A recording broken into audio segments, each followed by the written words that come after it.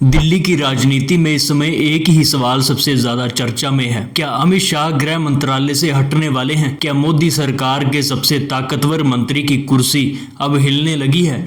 क्या वो व्यक्ति जिसे बीजेपी का चाणक्य कहा जाता था, जिसकी रणनीति पर पूरी पार्टी टिकी हुई थी, जिसके एक इशारे पर बड़े बड़े फैसले होते थे, वो अब खुद अपनी कुर्सी बचाने की जंग लड़ रहा है? ये सवाल पिछले कुछ दिनों में इतनी तेजी से उठा है कि दिल्ली सरकार के हर राजनीतिक गलियारे में यही चर्चा हो रही है। हालांकि आधिकारिक तौर पर कुछ भी नहीं कहा गया है, न सरकार की तरफ से पुष्टि हुई है, न पार्टी की तरफ से, लेकिन अंदर की खबरें यही कह रही हैं कि कुछ बड़ा पक्का होने जा रहा है।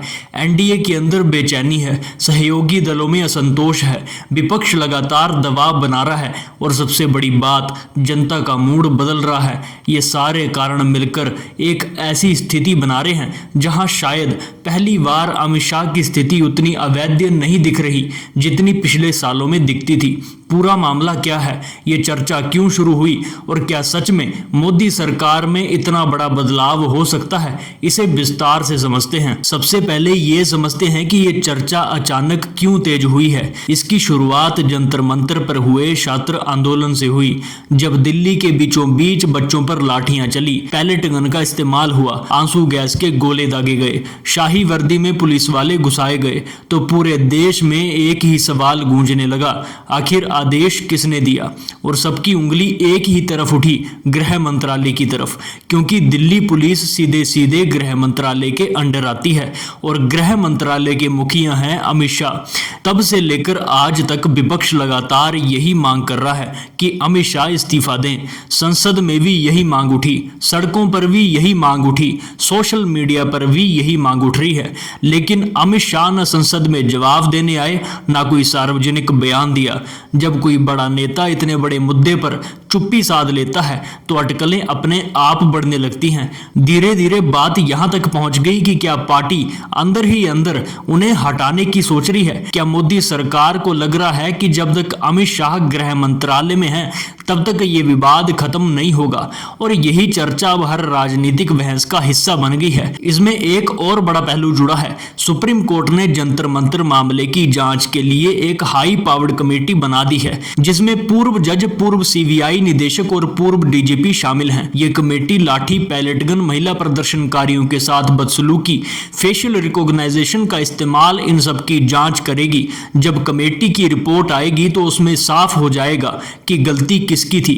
अगर उस रिपोर्ट में गृह मंत्रालय पर उंगली उठी तो अमित शाह के लिए स्थिति बहुत मुश्किल हो जाएगी। यही डर सरकार को खा रहा है। इसीलिए कहा जा रहा है कि शायद सरकार इस रिपोर्ट के आने से पहले ही कोई बड़ा फैसला ले सकती है, कोई ऐसा फैसला जिससे नुकसान कम हो और जनता के गुस्से को शांत किया जा सके।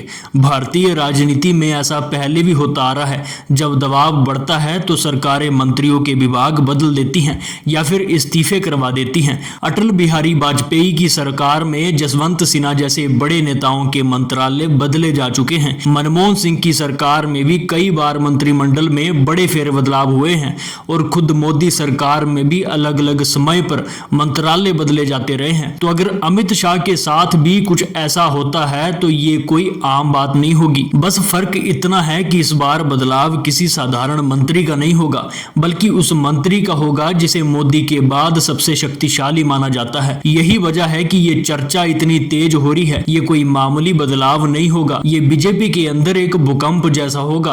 अब समझते हैं कि जमीनी हालात कैसे हैं। एक तरफ छात्र आंदोलन चल रहा है जो अब दिल्ली से निकलकर बिहार, झारखंड, बंगाल, आंध्र प्रदेश, गुजरात तक पहुंच चुका है। हर जगह छात्र सड़कों पर हैं, हर जगह पेपर लीक और नौकरियों की मांग हो रही है। दूसरी तरफ किसान परेशान है, गन्ने का सही दाम नहीं मिल रहा है, फसलों की खरीद ठीक से नहीं हो पा रही है। तीसरी तरफ बेरोजगारी अपने चरम पर है, युवा पढ़ लिख कर भी घर बैठे हैं। चौथी तरफ महंगाई ने आम आदमी की कमर तोड़ रखी है और इन सब के बीच सरकार सरकार से लगातार जवाबदेही मांगी जा रही है, लेकिन जवाब कहीं से नहीं आ रहा है। जब सरकार जवाब नहीं दे पाती है तो जनता का गुस्सा बढ़ता है, और जब गुस्सा बढ़ता है तो कहीं ना कहीं बलि का बकरा ढूंढा जाता है। राजनीति में भी यही होता है, किसी ना किसी को आगे करके जनता को दिखाया जाता है कि देखो हमने कार्रवाई की है। शायद इसीलिए अब अमित शाह के इस्तीफे की चर्चा हो रही है।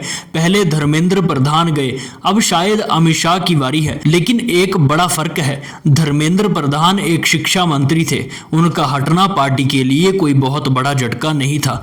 लेकिन अमित शाह का हटना पूरी सरकार के लिए एक बहुत उथल पुथल होगी, इसीलिए ये फैसला इतना आसान नहीं है।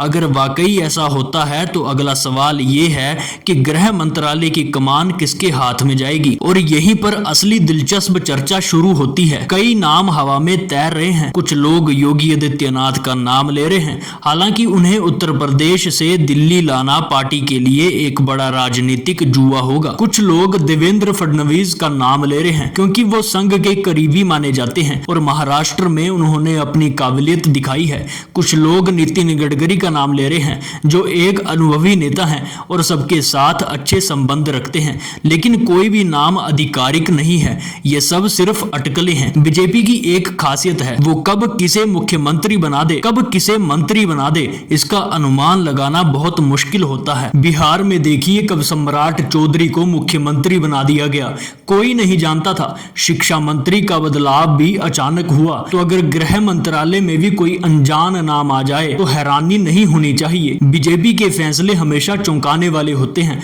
और यही उसकी रणनीति भी है। लेकिन इस पूरी कहानी में एक बात बहुत महत्वपूर्ण है, अमित शाह का हटना सिर्फ एक गृह मंत्री का हटना नहीं होगा, ये एक विचारधारा में बदलाव का संकेत होगा। पिछले 12 सालों में मोदी और शाह की जोड़ी ने भारतीय राजनीति को एक खास दिशा दी है। इस जोड़ी ने आक्रामक हिंदुत्व, केंद्रीयता, सत्ता और मजबूत सुरक्षा नीति पर जोर दिया है। अगर अमित शाह इस भूमिका से हटते हैं तो ये पूरी विचारधारा कमजोर पड़ सकती है।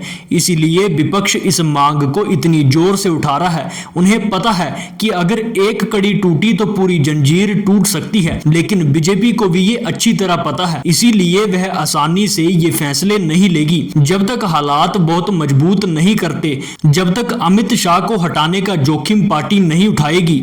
लेकिन सवाल ये है कि हालात कब बहुत मजबूत करेंगे। अगर सुप्रीम कोर्ट की कमेटी की रिपोर्ट कठोर आती है, अगर छात्र आंदोलन और तेज होता है, अगर सहयोगी दल दबाव बढ़ाते हैं, तो शायद वह समय आ जाए। यहाँ एक और महत्वपूर्ण पहलू है, बीजेपी के अंदर भविष्य के नेतृत्व को लेकर ये मंथन शुरू हो चुका है। ये बात राहुल गांधी ने भी कांग्रेस की बैठक में कही थी। उन्होंने कहा था कि आरएसएस मोदी के विकल्प तलाश रहा है। अब अगर ये सच है तो अमित शाह के मंत्रालय बदलने या फिर इस्तीफे को इसी बड़े बदलाव से जोड़कर देखा जा सकता है।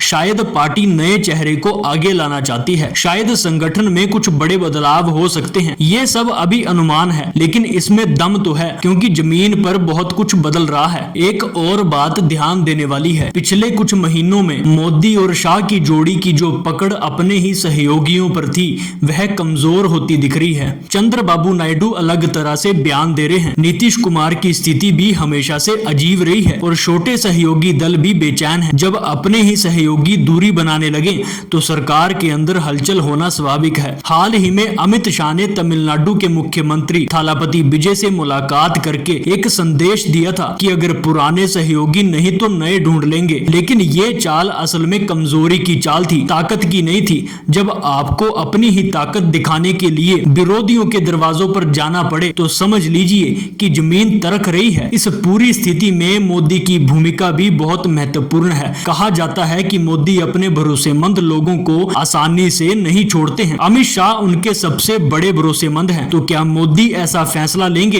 ये सवाल बहुत बड़ा है। एक तरफ पार्टी और असहयोगियों का दबाव, दूसरी तरफ अपने सबसे विश्वसनीय सहयोगी के साथ खड़े रहने की मजबूरी। ये स्थिति मोदी के लिए भी एक बहुत बड़ी परीक्षा है और उनका फैसला सिर्फ अमित शाह का भविष्य नहीं बल्कि पूरी सरकार का भविष्य तय करेगा। अगर वह अमित शाह के साथ खड़े रहे और स्थिति और भी बिगड़ी तो नुकसान बड़ा होगा। अगर उन्होंने कदम पीछे खींचे तो एक संदेश जाएगा कि दबाव के आगे झुक गए। दोनों ही रास्ते मुश्किल हैं। एक और पहलू यह है कि बीजेपी 2027 और 2029 के चुनाव की तैयारी भी कर रही है। गुजरात, उत्तर प्रदेश, पंजाब जैसे राज्यों में विधानसभा चुनाव आने वाले हैं और उसके बाद लोकसभा का चुनाव भी दूर नहीं है। पार्टी को अच्छी तरह पता है कि अगर छवि खराब रही, अगर विवाद बने रहे तो चुनाव में नुकसान होगा। इसीलिए शायद पार्टी अभी से अपनी छवि सुधारने के लिए कोई बड़ा कदम उठा सकती है और वो बड़ा कदम अमित शाह के मंत्रालय बदलने का हो सकता है। ये कदम एक तरफ से पार्टी की तरफ से जनता को ये संदेश देना होगा कि हमने आपकी बात सुनी है, हमने कार्रवाई की है, अब आप हम पर भरोसा कर सकते हैं। लेकिन क्या ये भरोसा वापस आएगा, ये अलग सवाल है। एक बार जो टूटा हुआ भरोसा है उसे जोड़ना बहुत मुश्किल होता है। अब बात करते हैं इस पूरी स्थिति में विपक्ष की भूमिका की। कांग्रेस और इंडिया गठबंधन ने बहुत ही चतुर तरीके से इस मुद्दे को लगातार उठाया है। हर मंच पर, हर बहस में, हर चुनावी सभा में यही मांग हो रही है कि अमित शाह इस्तीफा दें। ये मांग इतनी बार दोहराई गई कि अब ये एक राजनीतिक मुद्दा बन चुका है। जनता के मन में भी ये बिठाया जा रहा है कि अगर सरकार गलत है तो जिम्मेदार कौन है, और जब उंगली सीधे अमित शाह की तरफ जाती है तो सरकार पर दबाव बढ़ता है। यही विपक्ष की सफलता है। भले ही उनके पास सत्ता ना हो, लेकिन एक मुद्दे को इतना बड़ा बना देना कि सत्ता पक्ष को जवाब देना पड़े, ये अपने आप में एक बड़ी उपलब्धि है। और इसी में राहुल गांधी की भूमिका सबसे बड़ी रही है। उन्होंने खुद जंतर मंतर जाकर घायल बच्चों से मुलाकात की, संसद में मुद्दा उठाया और हर मंच से जवाब मांगा। इस लगातार दबाव ने ही स्थिति को यहाँ तक पहुँचाया है। लेकिन इस सब के बीच एक बात याद रखनी चाहिए, ये सब अभी अटकले हैं, आधिकारिक तौर पर कोई पुष्टि नहीं हुई है। अमित शाह अभी भी अपने पद पर हैं, अपना काम कर रहे हैं। हो सकता है कि ये सारी चर्चाएं बस चर्चाएं ही रह जाएं। हो सकता है कि सरकार इस दबाव से निकल जाए और कुछ भी ना बदले। लेकिन ये भी हो सकता है कि आने वाले कुछ हफ्तों में कोई बड़ा ऐलान हो जाए। राजनीति में कब क्या हो जाए कोई नहीं कह सकता है। यही तो राजनीति की सबसे बड़ी खासियत है। एक दिन जो व्यक्ति सबसे शक्तिशाली दिखता था, अगले दिन वो हास्य पर हो सकता है, और एक दिन जो व्यक्ति अनजान होता है, अगले दिन वो सबसे बड़ा नेता बन सकता है। अमित शाह के लिए ये भी सिद्धांत लागू होता है। आज वो सबसे बड़ी शक्ति हैं, कल क्या होगा कोई नहीं जानता। इस पूरी स्थिति में एक और महत्वपूर्ण बात है, वो है सहयोगी दलों की भूमिका। चंद्रबाबू नायडू ने पहले ही संकेत दे दिए हैं कि वह सब कुछ चुपचाप नहीं मानेंगे। नीतीश कुमार का भी अपना पैटर्न रहा है। छोटे सहयोगी दल भी दबाव में हैं क्योंकि उनके अपने राज्य में विरोध बढ़ रहा है। अगर इसमें से कोई भी अमित शाह के मंत्रालय बदलने की मांग खुले तौर पर करे तो सरकार के लिए इसे टालना बहुत मुश्किल हो जाएगा। और शायद यही डर है जो पार्टी के अंदर मंथन को तेज कर रहा है। अपने ही नेताओं को साइडलाइन करना पड़ता है। यही राजनीति का दर्दनाक सच है। एक बात और है, जिस तरह भारत की न्यायपालिका इस समय सक्रिय हो रही है, जिस तरह से सुप्रीम कोर्ट ने जंतर मंतर मामले में जांच कमेटी बिठाई है, चुनाव आयोग से डाटा मांगा है, फेशियल रिकॉग्नाइजेशन जैसे मुद्दों पर सवाल उठाए हैं, उनसे ये साफ है कि अब हर कदम पर सत्ता की जवाबदेही तय होगी। और जब जवाबदेही तय होगी तो सबसे पहले सबसे बड़े पद पर बैठे व्यक्ति से पूछा जाएगा। वही स्वाभाविक है। अमित शाह गृह मंत्री हैं तो हर आंतरिक सुरक्षा और कानून व्यवस्था के मामले में उनसे जवाबदेही मांगी जाएगी। और अगर वह जवाब नहीं दे पाते या जवाब देना नहीं चाहते तो सवाल और बड़े हो जाएंगे। यही स्थिति उन्हें एक तरफ से बंधक बना रही है। ना चुप रह सकते हैं ना बोल सकते हैं। इस पूरी कहानी का एक और पहलू है जो आम जनता को समझना जरूरी है। मंत्रियों के आने जाने से हमारे जीवन में क्या फर्क पड़ता है? असल में बहुत बड़ा फर्क पड़ता है, क्योंकि मंत्री जो नीतियां बनाते हैं उनसे हमारा रोजमर्रा का जीवन प्रभावित होता है। गृह मंत्रालय की नीतियां हमारी सुरक्षा से जुड़ी हैं, हमारे शहरों की व्यवस्था से जुड़ी हैं, हमारे अधिकारों से जुड़ी हैं। तो जो व्यक्ति गृह मंत्री है उसकी सोच का सीधा असर हमारी जिंदगी पर पड़ता है। इसीलिए ये चर्चा सिर्फ राजनीतिक चर्चा नहीं है, ये हम सबकी जिंदगी से जुड़ी चर्चा है। हम सबको जाननी चाहिए कि कौन क्या फैसले ले रहा है, क्यों ले रहा है और उसका हम पर क्या असर पड़ेगा। एक और बात कहना जरूरी है, जो लोग सोचते हैं कि सत्ता हमेशा एक ही जगह टिकी रहती है, वह गलत है। इतिहास गवाह है कि सत्ता हमेशा बदलती है, कभी एक चेहरा कभी दूसरा, कभी एक विचारधारा कभी दूसरी, ये चक्र चलता रहता है। मोदी शाह की जोड़ी भी इसी चक्कर का हिस्सा है। एक समय आया था जब कांग्रेस को लगता पता था कि उनकी सत्ता कभी नहीं जाएगी। एक समय आया था कि जब वाजपेयी की सरकार को लगता था कि वह हमेशा रहेंगे, लेकिन सब कुछ बदल गया।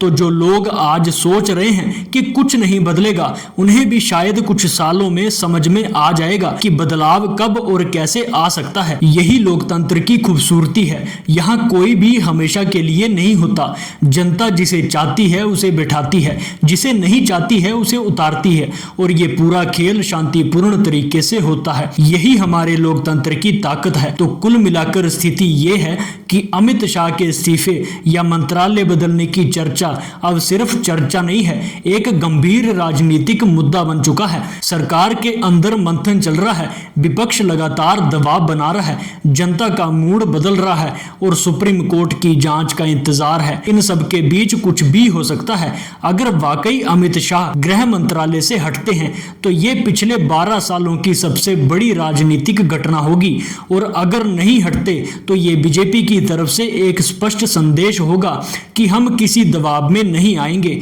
दोनों ही स्थितियों में असर बहुत बड़ा होगा।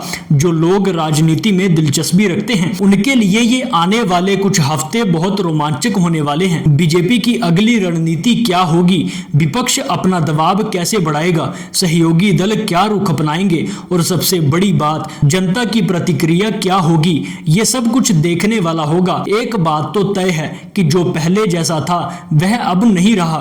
साल का जो अजय दौर था उसमें अब दरारें दिख रही हैं, और ये दरारें कब बड़े छेद बन जाएं कोई नहीं कह सकता है। शायद यही समय है जब भारतीय राजनीति फिर से एक बड़े मोड़ पर खड़ी है, और हर बड़ा मोड़ अपने साथ बदलाव लाता है। कभी वह बदलाव सुखद होता है, कभी दुखद, लेकिन आते जरूर हैं। लेकिन सवाल सिर्फ इतना नहीं है कि बदलाव होगा या फिर नहीं।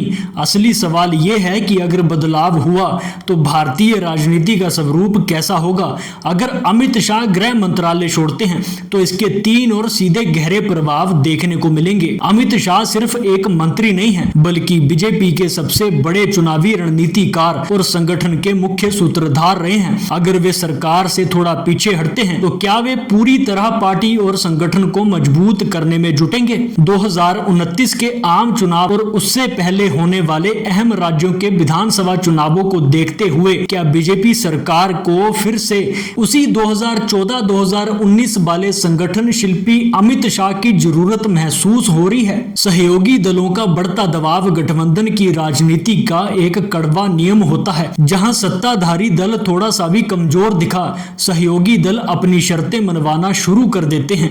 नीतीश कुमार, चंद्रबाबू नायडू और अन्य क्षेत्रीय दल इस पूरी हलचल पर पैनी नजर बनाए हुए हैं। गृह मंत्रालय में किसी भी तरह का फेरबदलाव एनडीए के अंतरिक्त शक्ति संतुलन को पूरी तरह बदल सकता है। राजनीति में टाइमिंग ही सब कुछ होती है। सुप्रीम कोर्ट की बनाई हाई पावर्ड कमेटी की रिपोर्ट जब भी सार्वजनिक होगी वह तय करेगी कि विपक्ष का बार कितना सटीक बैठा और सरकार का बचाव कितना मजबूत रहा। अगर उस रिपोर्ट में प्रशासन की खामियों पर सख्त टिप्पणियां हुई तो सरकार के पास अपनी छवि बचाने के लिए कड़े कदम उठाने के अलावा कोई चारा नहीं बचेगा। जनता के सामने सबसे बड़ा सवाल राजनीति के इस पूरे शतरंज में मोहरे चाहे जो भी बदले जाएं, अंतिम फैसला हमेशा जनता की अदालत में होता है। क्या यह सिर्फ विपक्ष का बनाया एक राजनीतिक चक्रव्यूह है जिसे बीजेपी हमेशा की तरह तोड़कर निकल जाएगी, या फिर वाकई दिल्ली की सत्ता के केंद्र में एक नए शक्ति समीकरण की नींव रखी जा रही है। फैसला जो भी हो,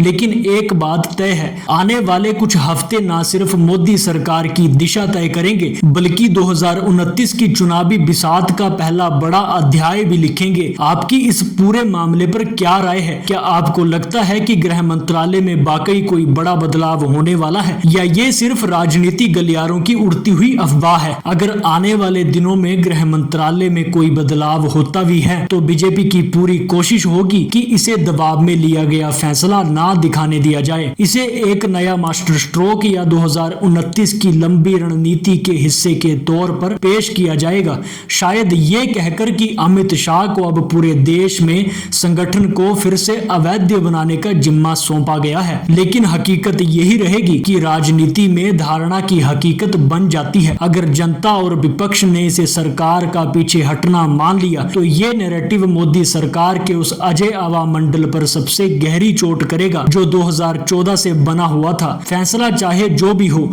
ये तय है कि भारतीय राजनीति अब एक नए अप्रत्याशित मोड़ पर प्रवेश कर चुकी है। क्या सरकार अपनी आक्रामक शैली पर कायम रहकर इस तूफान को झेल जाएगी या फिर सत्ता के ढांचे में ऐसा फेरबदलाव होगा जो 2029 की पूरी राजनीति बिसात को नए सिरे से बिछा देगा। ये लड़ाई सिर्फ कुछ महीनों की नहीं बल्कि आने वाले पूरे दशक की दिशा तय करने वाली है। अंत में एक बात कहना जरूरी है कि किसी भी लोकतंत्र में मंत्री आते जाते रहते हैं, सामान्य प्रक्रिया है। किसी को हमेशा के लिए किसी पद से चिपके रहने का अधिकार नहीं होता। अगर जनता चाहती है कि बदलाव हो, अगर हालात मांग करते हैं कि बदलाव हो, तो बदलाव होना ही चाहिए। यही लोकतंत्र की मांग है। अमित शाह हो या फिर कोई और, कोई भी इस सिद्धांत से ऊपर नहीं है। और अगर सत्ता में बैठे लोग इस सिद्धांत को नहीं समझते तो जनता उन्हें समझा देती है।